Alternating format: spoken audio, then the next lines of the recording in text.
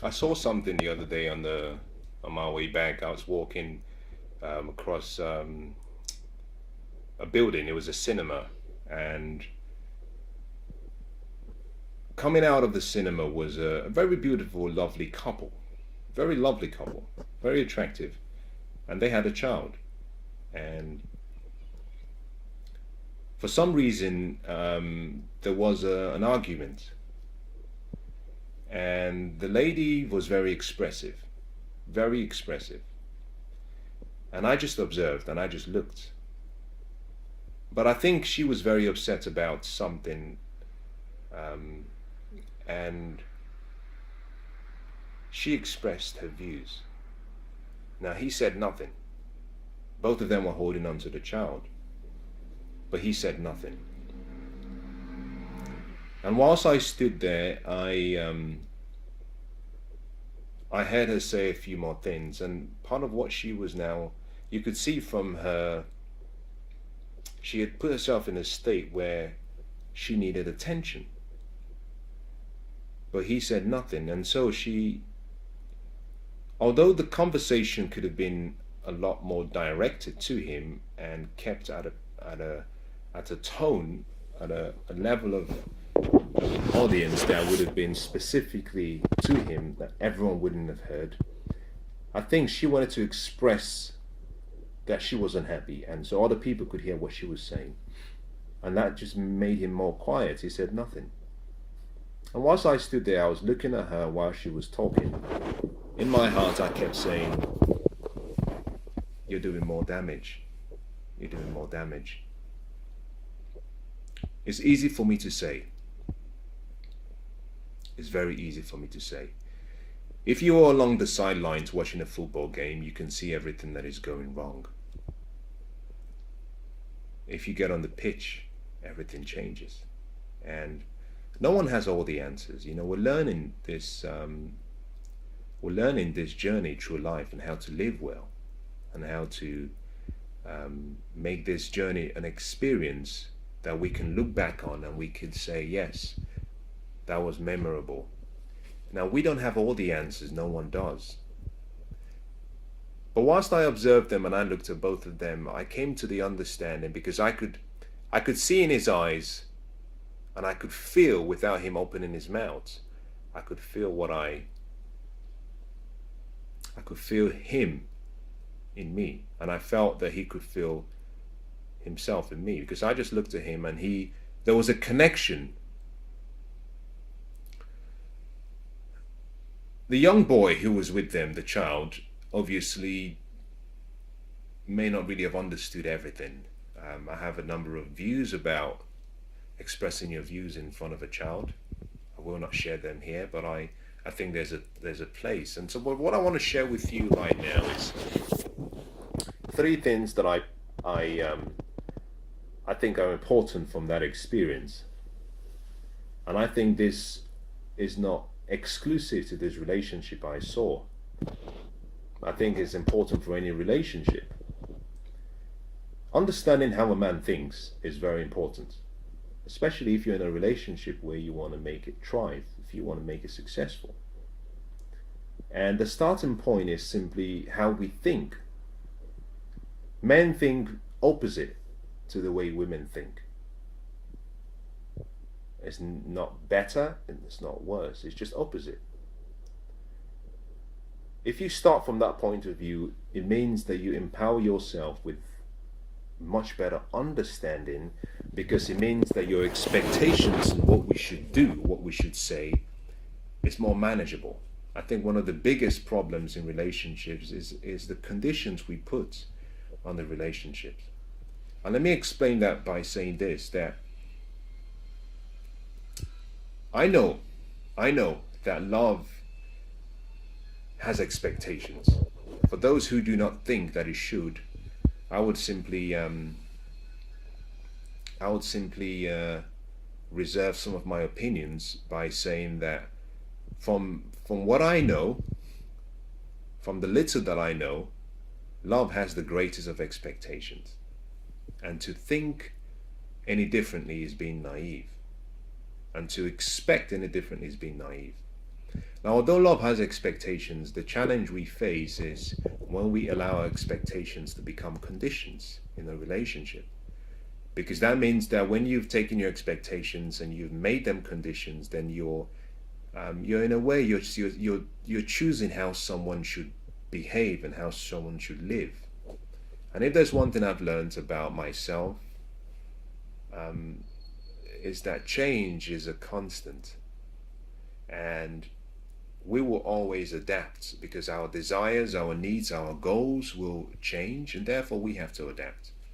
And anyone who expects me not to adapt or change is not only being delusional, the person doesn't really understand life. Now, I explained that for a reason.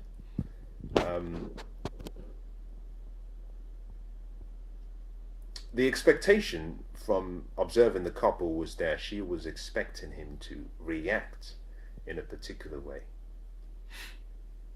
And the three things I took from that was this, because I've experienced something similar in a reaction being expected of me, but me not giving it, or me acting in a different way. We, and I say we, and I'm referring to men, is the way we define love is not the way a woman defines love. I was in Copenhagen a number of months ago, and I was making breakfast with a friend of mine, and we got into a debate. A good friend of mine, but we got into a debate and a discussion, and there was a guy, but we had other friends there, some female friends, and I made a statement. My statement was that what we call love, which is men, what we call love is expressed, or rather how we interpret that expression of love is different to the way women express their love. And I'm not going to go into the detail of everything that was said, but let me summarize by saying this. Some of the ladies who were there asked my friend and myself and another friend of ours what we felt was the most important need of a man in a relationship. And I explained that it wasn't love. That what we consider to be the first is honor. Not respect, honor. My friend thought it was respect. And I said, well, most people confuse both. And I can understand that.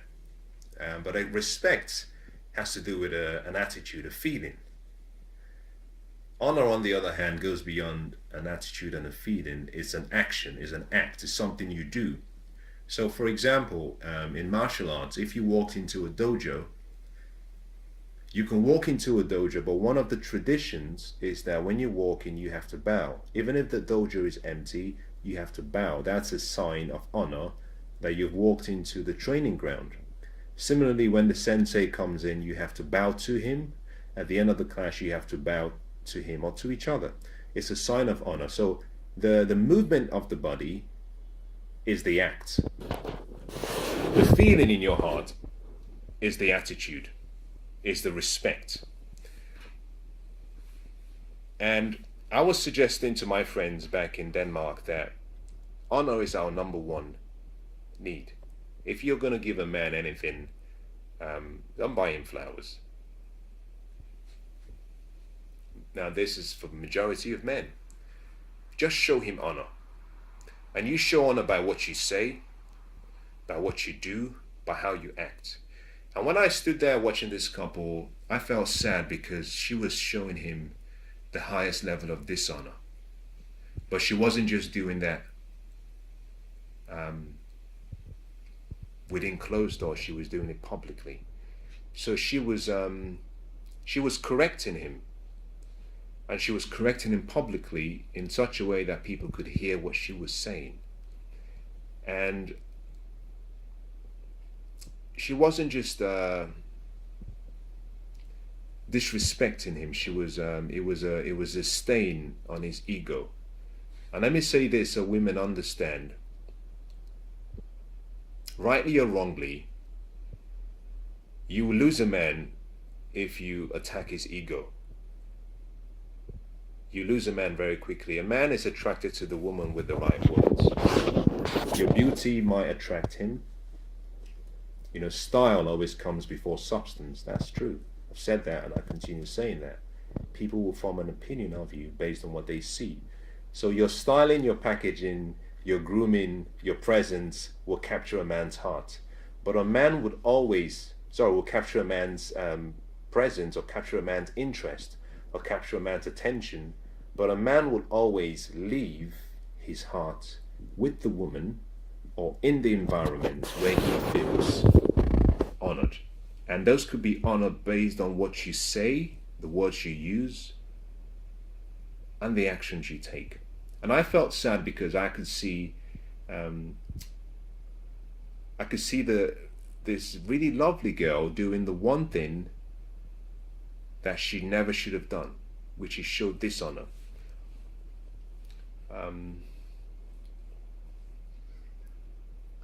No matter what you say or what you believe based on what I've shared with you, no matter your views, whenever there's an argument with your partner, your husband, your boyfriend, if you disagree, never correct him publicly. Now, most women may not appreciate that, but it's the highest form of dishonor to a man. I think it's probably the highest form of dishonor. Now, he may be wrong. Yes, the best thing you could do is take his back. You know, I like the film 300. There's a scene in the film where this small dwarf is asking King Leonidas if he could join and fight with the 300. And the king asked him to raise his shield. Now, he could strike really hard. He had a really good fist. He could strike, use the spear, but he couldn't raise his shield. And so King Leonidas said, unfortunately, you cannot join us and fight. Because the way we fight side by side, one person defending the other, because like every typical warrior, you have your armor protecting the front part of you, but your sides and your back is exposed. In the same way, in every relationship, a woman's role or lady's role is to protect the exposed part of a man. Similarly, a man's role is to protect and guard and protect both the covered side of a woman and the uncovered side, the delicate side. And honor is one way of showing that you're on the same team. And I would always say, even if you disagree with what he said or what he did, and if you cannot support it publicly, just be quiet. When you go behind closed doors, when it's just the both of you, you can tell him what you feel. A wisdom key I will give you is, if you're publicly, if you're out publicly, and even if you don't agree, support him. Support him. Take his side. When you get back, you can tell him to his face, you were wrong. And I know I shouldn't have taken your side because I know you were wrong, but I did it because we're on the same team. But you were wrong. That would make him more receptive to learning what was wrong. On the other hand, if you attack him publicly, what you're doing is you're attacking his ego. Most ladies may not understand this, but this is important. You know, the flowers do nothing. The words of I love you do nothing to most men. We judge love based on honor. Are you showing me honor? And respect is an attitude, is a feeling. Interestingly, honor has a fragrance. If you've walked into any shop, or if you've been in a place and someone walked into you where you were with a really strong aftershave, with a really good perfume, you notice as the environment changes. Similarly, if someone who had a very bad body odor walked in, the environment changes. When you're around someone who is honoring or honorable, you can feel the fragrance of their honor. Now, the second thing, and I'm sorry I've gone on for a while with this, but that memory of that experience has stayed with me for a while, and I thought I would share it with you today. The second part of the whole thing I learned from that experience was this: there is a time for everything under the sun. There's a time to correct, and there's a time to be quiet. I thought that her timing was so wrong for two reasons. One, the child was there. But more importantly, the timing was wrong because both of them were thinking emotively rather than creatively. You know, the best decisions are always the ones that are made when you can take a ladder from the emotional part of your heart and go all the way up to the creative part of your mind and your brain, because that's when you can think in the right way. And I felt that the timing of that discussion that we're having was wrong. And until you understand timing, you know, when you want to, you know, send a rocket off from planet Earth to space, they have to do a series of tests to get the timing right, the conditions, external conditions, and all of that have to be timed. If you miss the window of, it's called the window of opportunity. If you miss that timing, you have to wait for the next cycle. In the same way, with relationships, there is a time. So you might want something, and this applies to both parties. You might want something, but there is a time when you shouldn't ask for a particular thing. And so the timing was wrong.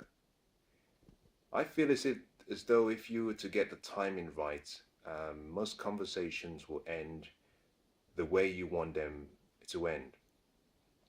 I think one of the most important questions anyone can ask him or herself in any challenge or difficulty is, what is the outcome that I want? We tend to focus more on what we want to do rather than what we want to get. If you focus on the results you want, then what you do changes. On the other hand, if you focus on what to do, then your outcomes may not be consistent with what you really desire. So I felt that the timing was wrong. I felt that it could have been done differently, and you could see the reaction from his countenance and the embarrassment. You know, was very embarrassed, you know, being told off so publicly in front of his child, his son. And I felt, you know, the worst thing you could ever do to a man is to embarrass him in front of his son, particularly for two reasons. One, the child will remember, and that affects your relationship with the child as the child grows up. But more importantly, it signifies and shows a lack of understanding in front of the child. So I thought the timing was wrong. If it was done slightly differently, it could have been, you know, wait a few hours, let the steam go down, because at that point they were reacting emotively, although he said nothing, but you could feel the tension in the air. Now, the third thing I noticed from the whole experience was something that I think is very important, and that is this: that to make a change, to affect or influence any man or anyone, the first thing you have to do is change their state. Change their state of mind, change their state of emotion, change their state of posture, their physical state. You can change emotions by changing state. And I felt that the state they were in, both of them, that she hadn't changed his state, which means everything she said there, although she may have said it from a place of love, but, you know, obviously she was in pain and she was hurting. I felt everything she said, none of that would have been considered as being useful, because it was spoken from a very disrespectful place, and she hadn't tried to change her state before speaking, but also she hadn't tried to change his state to enable him receive. Now, that was what I observed. I thought I would share with you, but because I think it's very powerful. I think, interestingly, if we were to stand on the side and watch our relationships, I know we will have a number of notes we could take, and this is no criticism to either of them. It's just an observation, but an observation that I felt connected to because I could see myself in him the same way I felt that he could see himself in me. And whilst I stood there, in my heart, I kept saying to her, just be silent, don't say anything.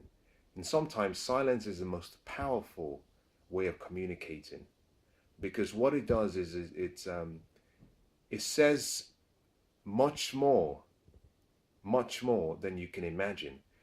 And I stood there and I looked at both of them. She wasn't wearing an engagement ring and she wasn't wearing a wedding ring, and he wasn't wearing a ring either. And I knew, looking at both of them, but also looking at the age of the child, I knew, and I could be wrong here, but I observed, and my observation and my opinion was that they weren't married. And in my head, I said, well, you have a child together, and that's perhaps, if you're not careful, because of how we think, how men think, is that this guy might give his heart to the woman with the right words. That if this is something that is done consistently, where he feels dishonored very publicly, then he'll get to the point where your beauty will no longer hold his attention. That he would give his heart to another woman. That you may have a child with him, and that's all you will share. But the way you protect and nurture his heart will determine whether he leaves it with you, whether he moves it and takes it with him. And so I thought I'll share that with you, and I hope it's been helpful.